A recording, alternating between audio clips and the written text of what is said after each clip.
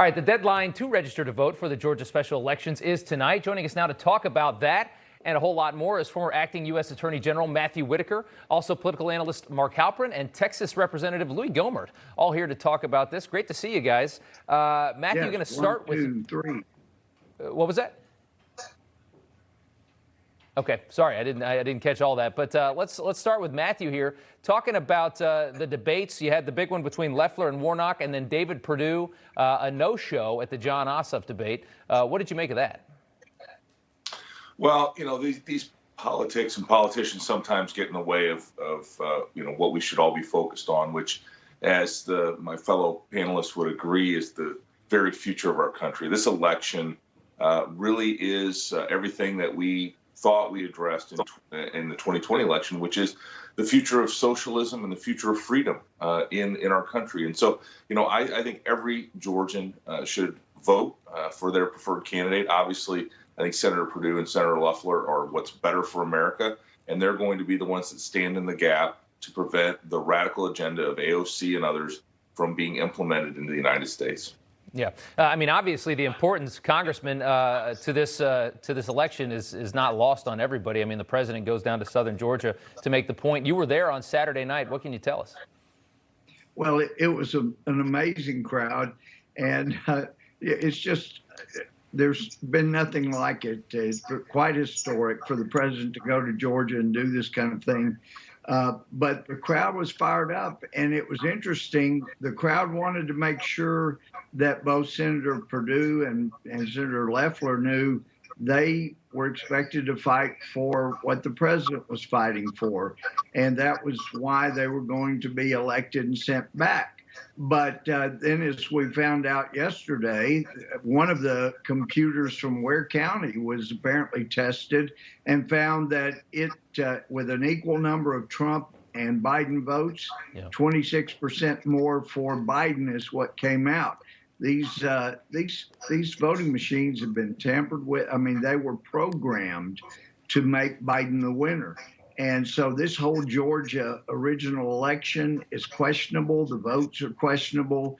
And that's another reason why the Georgia legislature needs to vote to say the way that vote came out is not the way the voters voted and changed who the electors are.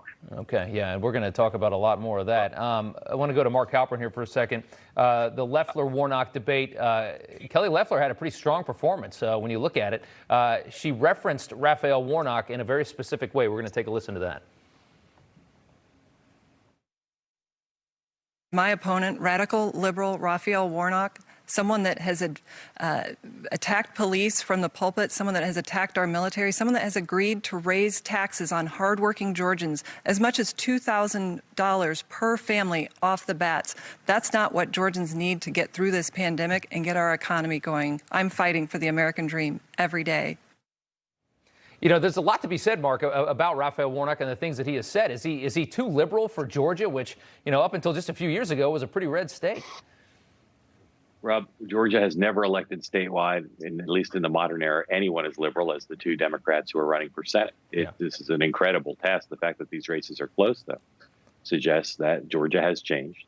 And the message you heard from Senator Loeffler last night, you hear the same from Senator Perdue. It's just laying it right on the line. Do you want Georgia to elect a different kind of person, a more liberal person than they've ever elected before to statewide office and send them to Washington, D.C.? And we shall see. Yeah. Absolutely. I want to go back to Matthew Whitaker. Rudy Giuliani, the president's attorney, also heading this election fraud task force here, has tested positive for COVID-19. What does this do to the fight? Well, Rudy has been an indomitable figure after the election in fighting to get this evidence of voting irregularities out to the American people. He was in Arizona, Michigan, Pennsylvania, Georgia, just all over the country, highlighting these challenges and finding the right venues, whether it's the law or the legislatures, to present the evidence to. And so I think the fight will continue. Obviously, Rudy is going to be, sort of on the sidelines, but I don't think that means he has to be quiet. And certainly he can direct the team that's already been working on these to continue to pursue every possible way to get President Donald Trump 4 more years. Absolutely. Okay, we got to leave it there. Matthew Whitaker, Mark Halperin, Congressman Louie Gohmert. Gentlemen, thank you so much. Good to see you.